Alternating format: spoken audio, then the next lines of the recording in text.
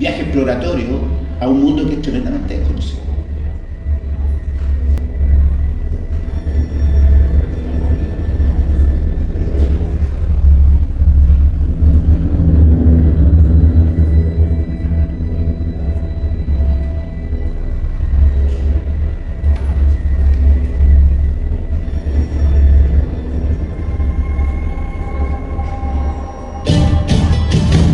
Hay un riesgo de que este se dañe, es una maniobra peligrosa, es mucho más difícil tecnológicamente poner un instrumento en el fondo marino que ponerlo en la luna.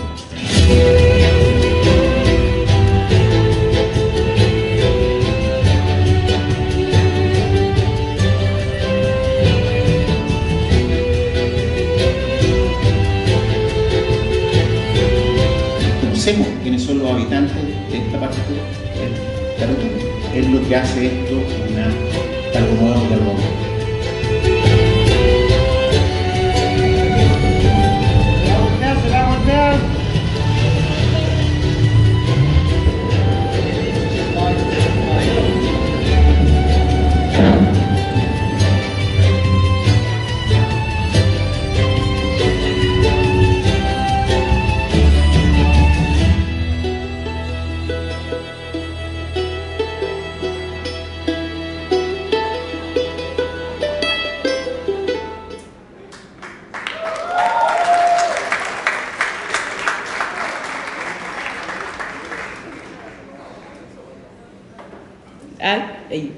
Nuestra última charla es con Osvaldo Ulloa. Osvaldo Ulloa es oceanógrafo, él es académico de la Universidad de Concepción y director del Instituto Milenio de Oceanografía. Es lo más parecido a nuestro capitán Nemo local. Un aplauso, por favor.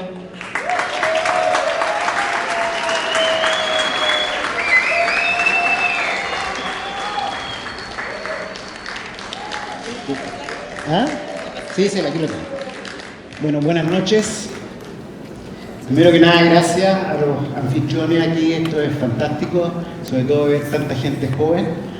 Además que, si todavía está las personas que son de la iniciativa Científico Milenio, como contaba Nicole, una de las cosas importantes de esta iniciativa es poder comunicar lo que hacemos a la sociedad en su conjunto.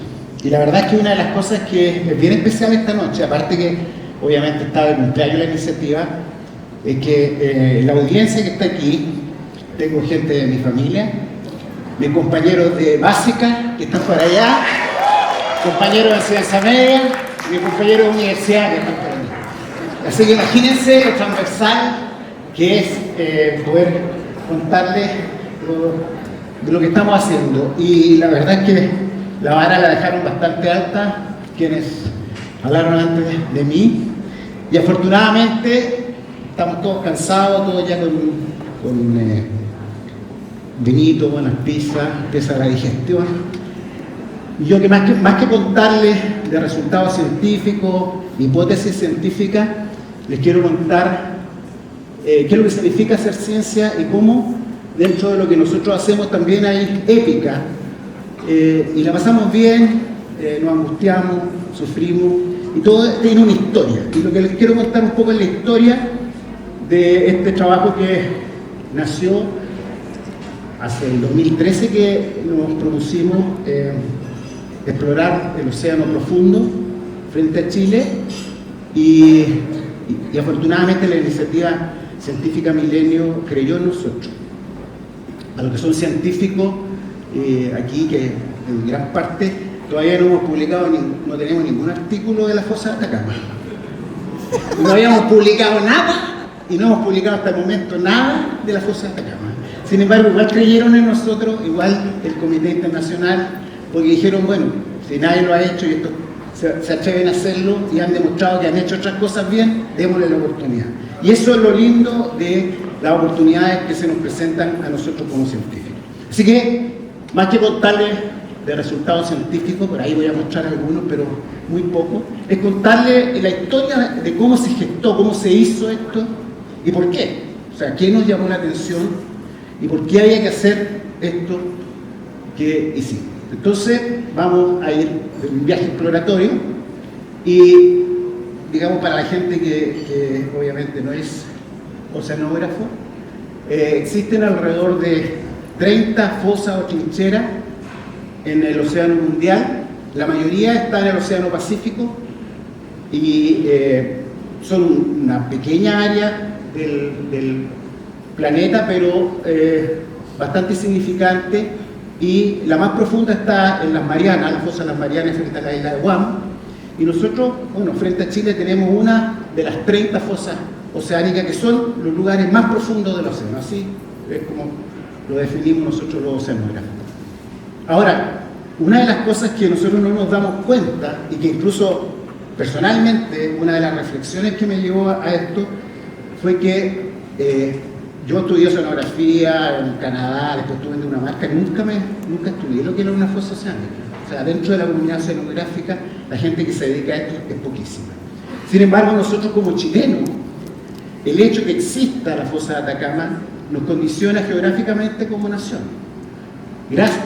¿Por qué? Porque las fosas se producen porque dos placas tectónicas, el planeta está dividido es como un puzzle, donde una placa se hunde bajo otra.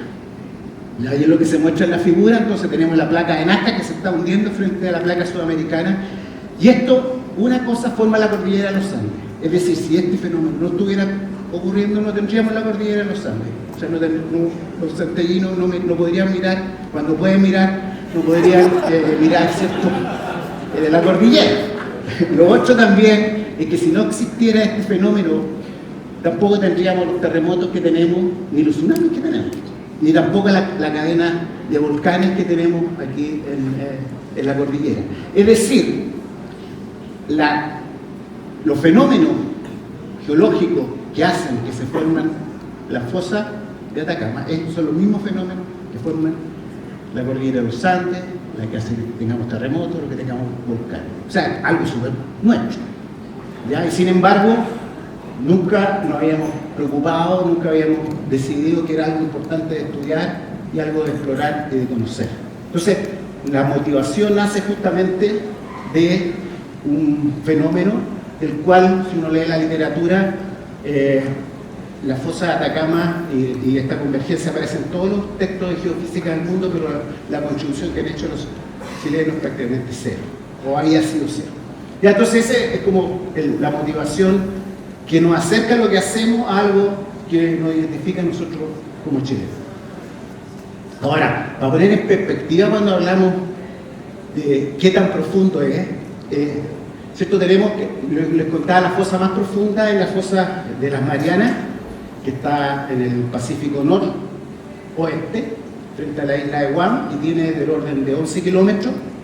Si lo comparamos, por ejemplo, con el Monte Everest, tiene 8.800 solamente, o sea, la fosa es mucho más profunda que lo que es de alto el Everest, ¿ya? Si ponemos ahí la fosa de Atacama, no es la más profunda, pero estamos hablando de 8 kilómetros de profundidad. Como yo vengo de la región del Biobío, ¿cierto? Y nos gusta ir con los amigos ahí a las termas de Chillán, pongo el horneado de Chillán, ¿cierto?, que tiene el orden de 3.200, y para los santiaguinos, le podría poner la Concagua, pero les pongo el Costanera Center para que vean lo poquito en comparación a lo que es la fosa de Atacama. Bueno, entonces, después de muchas peripecias, y parte de esto está en el documental que se va a estrenar el próximo miércoles en la Cineteca Nacional, se estrenó en Concepción en junio, y se va a empezar a dar en distintos centros culturales, eventualmente lo vamos a poner también en internet, ¿cierto?, donde todos van a poder ver, vamos a Recoleta, vamos a Valparaíso, Coyhaique, donde muestra justamente la expedición. Y hay dos cosas que quiero recalcar. Una es que en Chile no tenemos un mecanismo, el gobierno no financia a los científicos y decir yo quiero ir a estudiar la fosa de Atacama o quiero ir a la isla de Pascua, sino que tenemos que competir, pues somos el país de los proyectos. Si tú no te ganas un proyecto no puedes hacer nada. Entonces nosotros tenemos que postular a las horas buque, cuesta $30.000 diarios, por lo tanto saquen la cuenta de lo que cuesta una expedición, y afortunadamente después de muchas peripecias, logramos conseguir que ocupar el barco Cabo de Hornos, que es uno de los 5 más modernos a nivel mundial. O sea, Chile tiene la ventaja de tener un buque de primer nivel que tenemos acceso a algunos investigadores. Entonces hicimos esta expedición que le llamamos Atacamex y donde participamos investigadores de la Universidad de Concepción, la Universidad Católica de Chile, la Universidad de Antofagasta, pero lo que la mayoría de la gente no sabe era que 3 semanas después había una expedición internacional que venía a estudiar la fosa de Atacama, donde venía gente de Estados Unidos, Inglaterra, Dinamarca, Alemania, China, Japón. Nos habían invitado a nosotros, pero eso significaba que investigadores de otra parte del mundo iban a llegar a estudiar la fosa antes que lo que llegáramos nosotros, a pesar de que nosotros lo veníamos planificando. Entonces eso está parte del documental ahí, que tuvimos a 3 semanas de no haber llegado antes. Y esto fue una iniciativa realmente que la financió el gobierno chileno y además de particulares logramos el apoyo y fue sumamente transversal y un montón de, les puedo contar de muchas anécdotas al respecto, pero la verdad es que fue un esfuerzo colectivo de que esto realmente se lograra. Porque los costos que involucraba, el ponernos de acuerdo y todo, pero justamente lo bonito de la historia es que logramos el apoyo, la gente creyó en nosotros y finalmente pudimos hacer esta expedición. Y solamente para contarles, después, les decía, 3 semanas después partimos en este buque alemán, el Sone, que es el buque más moderno del mundo en estos momentos oceanográficos, donde había gente de Alemania, Dinamarca, Reino Unido, Francia, Estados Unidos, Japón, pero como habíamos logrado llegar a la fosa 3 semanas antes, nos invitaron y la invitación no fue menor, porque de los 40 científicos 10 eran chilenos, o de Chile. O sea, el 25% de los investigadores que fueron a esta expedición internacional era de Chile. ¿Ya? Y eso inmediatamente nos da, dice un poco el impacto que produjo el que nosotros hayamos logrado lo que se hizo. Pero bueno, volviendo un poco a la expedición, teníamos el buque y por la literatura sabíamos que el lugar más profundo estaba frente a Antofagasta. Entonces lo primero que había que hacer era ubicar el lugar que creíamos que era el más profundo, y eso no es trivial. Y afortunadamente el equipo, el instrumental que tiene el Cabo de Hornos es a la par con cualquier buque. De hecho es el mismo, la misma marca, el mismo modelo del buque alemán, y lo que hace es, mediante ondas acústicas, va mapeando el fondo y nosotros vamos procesando los datos inmediatamente. Y entonces salimos de Valparaíso, nos fuimos sobre la fosa y empezamos a navegar más o menos a la altura de Coquimbo y nos fuimos hacia el norte. Y lo que ustedes ven ahí en la figura es profundidad, arriba es menos profundo y hacia los azules y magenta es más profundo, ¿ya? Y teníamos que procesar inmediatamente los datos porque queríamos justamente poder detener el buque y hacer las observaciones que queríamos, ¿ya? Entonces, lo que ustedes van a ver en un pequeño video son los datos reales procesados. Ahora, es un video de los datos que nosotros vamos procesando y haciendo una animación. Y esto es como irse por el cañón del Colorado y lo que ustedes ven ahí, estos son como 14 kilómetros de lo que hace el barrido del sonar del buque, y están todas estas irregularidades, estos fallos. Esto no es una piscina del fondo del mar, no es una piscina con un fondo homogéneo, sino que tenemos que buscar dónde vamos a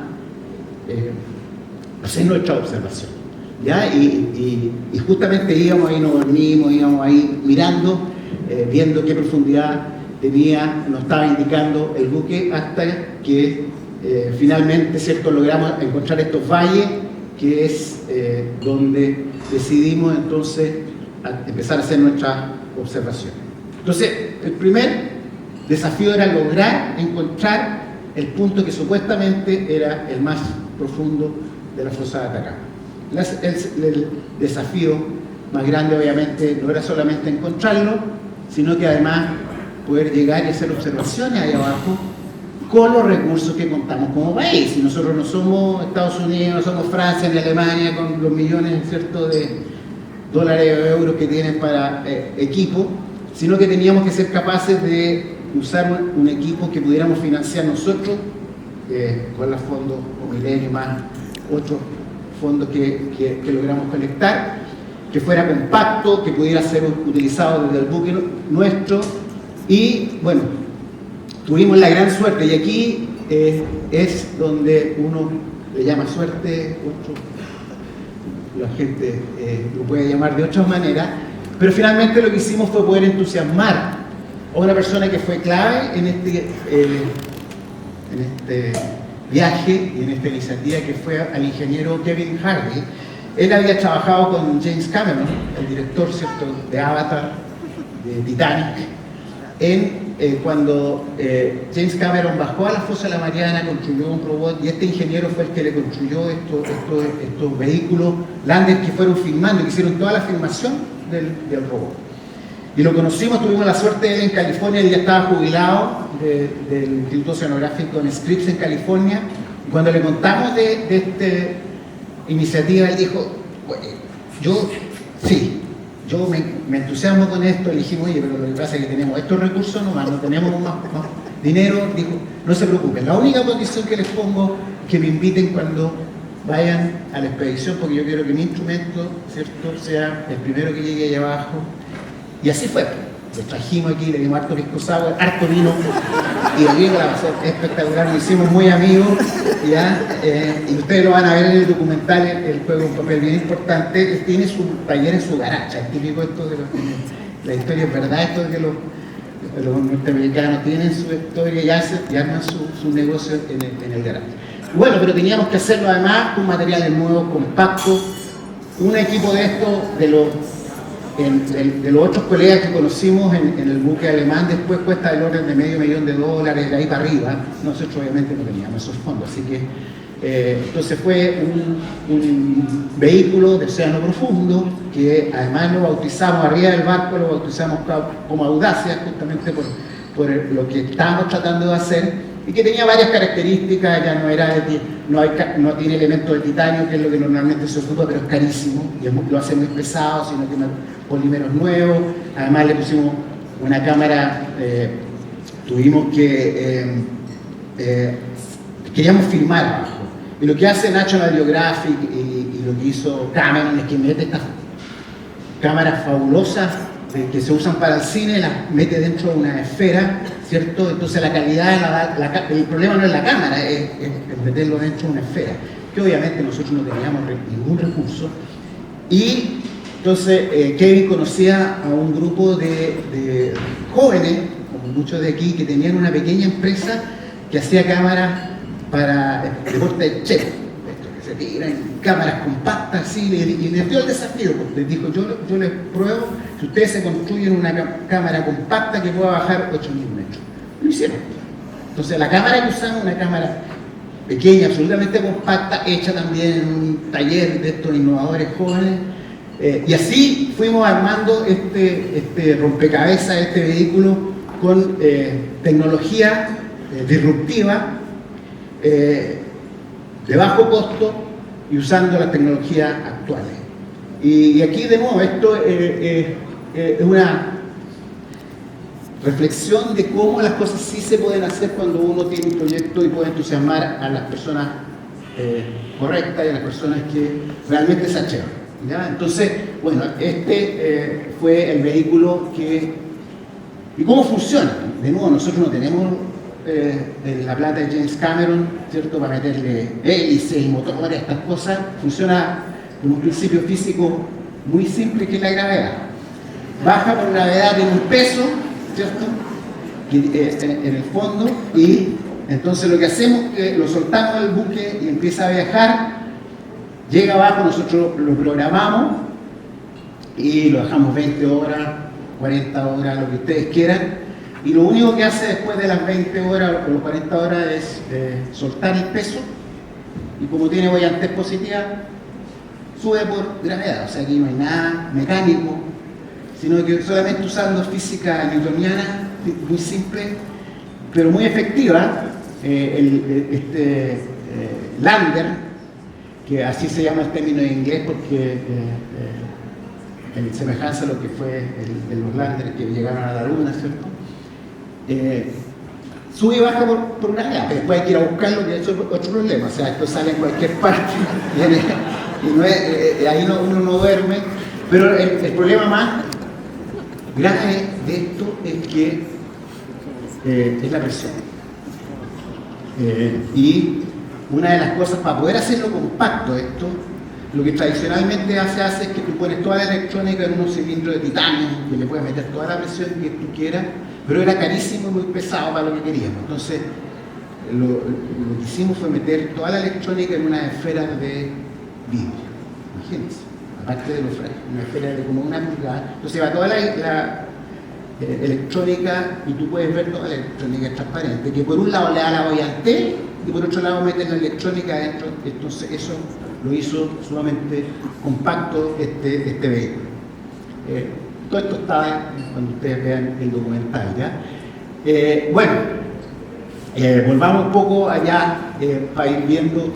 Ya saben ustedes que se le salió la noticia, pero una de las cosas interesantes es que fuimos portada en una revista que se llama Marine Technology, que no es una revista científica, sino que es la revista de mayor distribución de todas las compañías tecnológicas mundiales que trabajan en aspectos marinos.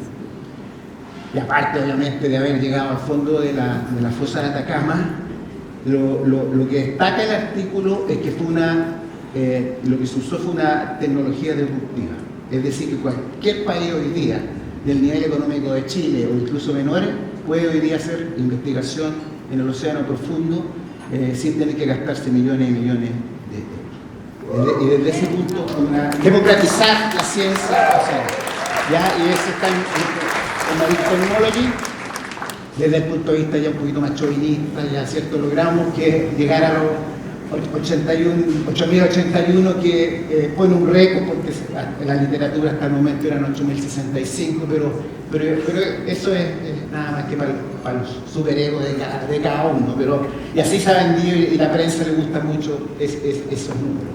Pero después fuimos nosotros en la expedición alemana, tuvimos 3 inmersiones solamente porque no teníamos más días de búsqueda, tuvimos solamente 8 días para hacer esto. Después fuimos al Sony, que tuvimos un mes, tuvimos 5 inversiones. El primer día que mandamos nuestro lander, porque además no sé por qué lo bautizaron como el Pico Lander, porque que era chiquitito en comparación a todos los otros monstruos que llevaban los alemanes, los norteamericanos. Entonces nos miraban y no creían que esta cosa iba a funcionar. En serio, cuando lo lanzamos la primera vez estaban todos los científicos, todos nuestros colegas mirando cómo iba a lanzar esto y cómo lo íbamos a recuperar. Y la cosa funcionó 5 veces, y además tomamos datos que ellos no lo habían tomado. Así que nos están pidiendo los datos que nosotros tomamos en ese examen. Pero bueno, aquí algunos datos ya más ñoños, freak, ¿cierto? La temperatura, ¿qué temperatura hay abajo? Entre 1 y 2 grados. Es impresionante porque está la presión, que en el gráfico que ustedes tienen en la línea azul o negra, es la temperatura que mide el sensor. Y la temperatura roja es la temperatura real. Es decir, está la presión que el agua empieza a calentarse debido a la presión. Es como 1 grado más solamente por el efecto de la presión. ¿Ya? Si le quitamos esa presión, el agua debiera ser mucho más fría. O sea, es como 1 grado más caliente el agua abajo. Estamos hablando entre 1 y 2 grados, pero es para que se den cuenta el efecto incluso sobre el agua, que uno piensa que es incompresible, es compresible a esa profundidad. Encontramos otra cosa que por primera vez veíamos, que había bastante oxígeno abajo, pensamos que iba a haber mucho menos, hay oxígeno, hay microorganismos, bastante, colectamos material, y una de las cosas que además colectamos ADN, estamos analizando las muestras, y una de las cosas que no queríamos saber era qué tan viejas son las aguas en la fosa de Atacama. Y ahora en oceanografía, cuando hablamos de que algo viejo, es cuándo fue la última vez que esa agua que estaba allá abajo estuvo en contacto con la atmósfera. ¿ya? Y entonces para eso hay una técnica que se ocupa mucho en geoquímica, es que en la atmósfera 70% de la atmósfera es nitrógeno, los rayos cósmicos producen carbono 14. Carbono 14 se empieza a degradar una vida media como de 5.700 años, y la única manera de producir carbono 14 es por estos rayos cósmicos o por una bomba nuclear. Así que los oceanógrafos también usamos las explosiones nucleares para estudiar cómo es la circulación en el océano. Entonces, este carbono 14 que se produce en la atmósfera, que no se produce dentro del océano, entra al océano, ¿ya? Y empieza a viajar, y empieza a decaerse. Entonces tú le pones un reloj al agua, porque a la medida que el agua se desconectó de la atmósfera y empieza a viajar, el reloj empieza a funcionar. Entonces tú mides en cualquier momento la cantidad de carbono 14 que queda, porque se va degradando, y tú puedes decir, esta agua estuvo, no sé, 100, 200, 800 años allá en la atmósfera. Y justamente tenemos los primeros datos para la fosa de Atacama, y ustedes lo pueden ver ahí. La edad de carbono 14 hay que hacer un montón de correcciones, pero estamos hablando de bastante tiempo, ¿ya? Incluso una de las grandes sorpresas fue que nos habían invitado a una expedición en Kermadec, que está al otro lado del Pacífico frente a Nueva Zelanda, y resulta que la fosa de Atacama tiene aguas que son como 400 años más viejas que la de Kermadec. Lo que de alguna manera, contra lo que pensábamos, la fosa de Atacama está mucho menos conectada con la Antártica, que es donde se forma esta agua, que lo que pensábamos, ¿ya? Entonces esto es una de las observaciones, aparte de todas las otras cosas que estamos estudiando, ¿cierto? Bueno, pero como les contaba, una de los desafíos era que nosotros queríamos ver qué es lo que había abajo. Pues, ¿para qué estamos con cosas? Eso es lo entretenido, y uno quiere... ¡Ay! Monstruo, no hay monstruo abajo. De hecho, ¿sabes?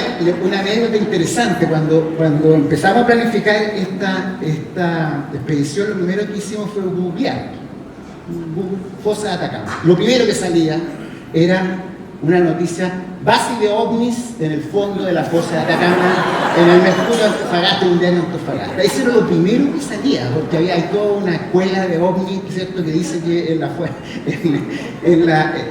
en el fondo de la fosa de Atacama hay una base de ovnis. No la vimos, no estaba escondida, no la encontramos, ¿ya? Entonces, bueno, pero... Y esta camarita, que es una camarita así que hicieron estos trabajos fantástica, la tiramos abajo, y aquí lo que ustedes ven es que es como llegar a la luna. Entonces llega el lander abajo, salen los sedimentos, y en uno de los experimentos que hicimos, aparte de colectar y llevar una champa y colectar organismos que estamos analizando, que son especies nuevas, quisimos ver cómo vivían los organismos, y lo que hicimos fue, le tiramos un jurel. Allá ustedes tienen ahí un jurel de como 30 centímetros, amarrado, hay un brazo que cae, ahí estamos a más de 8.000 metros, ¿ya? Y ustedes ven que aparece ahí un pequeño anfibio, y empiezan de poco a poco a llegar organismos a comerse este jurel. Y ustedes van a ver que estamos abajo, no hay luz, lo que se ve ahí es gracias a la luz que lleva, y empiezan a llegar estos crustáceos que son parientes de las pulgas de mar que saltan en la playa, pero son de 10, 15 centímetros, ¿ya? Que en términos científicos se llaman anfibios, ¿cierto? Son crustáceos parientes del krill o los camarones. Y ustedes se ven ahí, ¿cierto?, que empiezan a devorarse este jurel. Y esa es la estrategia que tienen estos organismos, que están atentos y a lo que cae, y lo que cayó allá abajo, se lo comen. Cuidadito con caerse en la fosa de Atacama, ¿ya? Y después van a ver ustedes que en 3 horas se comieron a 8.000 metros, donde uno esperaría que no hubiera vida, que la cosa fuera fome, que no pasara absolutamente. Ahí está, no queda nada, por ahí queda la colita de lo que fue el jurel. Y otra de las cosas interesantes, que en uno de los lances, la trampa va como 1,5 metros, es bajito, sí, no, un metro 70, 1,80 metros, y no cayó. No lo tocaron. Es decir, están tan adaptados a solo comer lo que llega al fondo, que el jurel igual no lo tocaron. Y después de 24 horas lo subimos. Así que Bueno, ese colectamos estos organismos, lo estamos analizando, está claro que son especies nuevas, estamos tratando de entender cómo funciona además lo que vimos y después lo que vieron nuestros colegas, que ellos habían estado en nuestras fosas. Lo que hay aquí es mucha mayor diversidad y mucha mayor actividad de la que se había visto en nuestras fosas, y eso aparentemente tiene una explicación porque aquí las aguas son mucho más productivas y debería estar llegando más material, pero eso hay que demostrarlo que es efectivamente así. Otra de las cosas que queríamos saber si efectivamente en la fosa de Atacama había peces, cosas tan obvias y tan simples pero entretenidas. No encontramos peces a más de 8.000 metros, no porque no existan, sino porque dejamos las cámaras solamente por 24 horas. Los colegas japoneses las han dejado por más tiempo y han visto peces que están viviendo bajo los 8.000, pero sí a 7.600, que es bastante igual, ¿cierto? Todavía dentro de la fosa se encontraron mediante videos 3 tipos de peces dentro de un grupo muy especial que se conoce que habitan la fosa, pero los expertos, esto fue en el crucero con los alemanes, que iban los expertos mundiales de los peces, que son capaces de reconocerlo inmediatamente cuando los ven, y los clasificaron así: púrpura, rosado, blanco, porque no tenía idea qué peces son. Bien creativo. Entonces son especies desconocidas. Se pudo capturar solamente un ejemplar de uno de estos, creo que el blanco, y en este momento está siendo descrito por especialistas en el Museo Británico, porque en Chile no tenemos especialistas en peces de profundidad, no porque nosotros no queramos hacerlo, sino que tienen un video cortesía de los colegas ingleses, ¿cierto?, donde están estos peces ahí, ¿cierto? Está el púrpura, que es blanco, está por ahí. Después de entonces de que los anfibios se habían comido el puré que se le había puesto, llegan ellos a comerse estos anfibios. Entonces estas son especies que son nuestras, son en aguas territoriales chilenas, pero que no las conocemos, no sabemos qué especies son, no teníamos idea cuánto viven, cómo se reproducen, y que obviamente las nuevas generaciones tendrán que estudiarlas, y lo importante es que hoy día tenemos la posibilidad de hacerlo, porque ese es justamente abrir una puerta para que las nuevas generaciones puedan interesarse en eso y empezar a estudiar estos ambientes tan fascinantes, tan enigmáticos y tan nuestros. Así que aquí está otro de los organismos. Yo creo que aquí estamos terminando y por supuesto quiero agradecer en principal a la iniciativa científica Milenio, que creyó en nosotros y que nos dio el financiamiento principal, ¿cierto?, del proyecto, pero hay mucha gente. CONICET se puso con el barco, Armada de Chile, las universidades, los colegas indudablemente de la Unión Europea que nos invitaron, particulares que también creyeron en nosotros. Así que feliz cumpleaños Milenio y muchas gracias.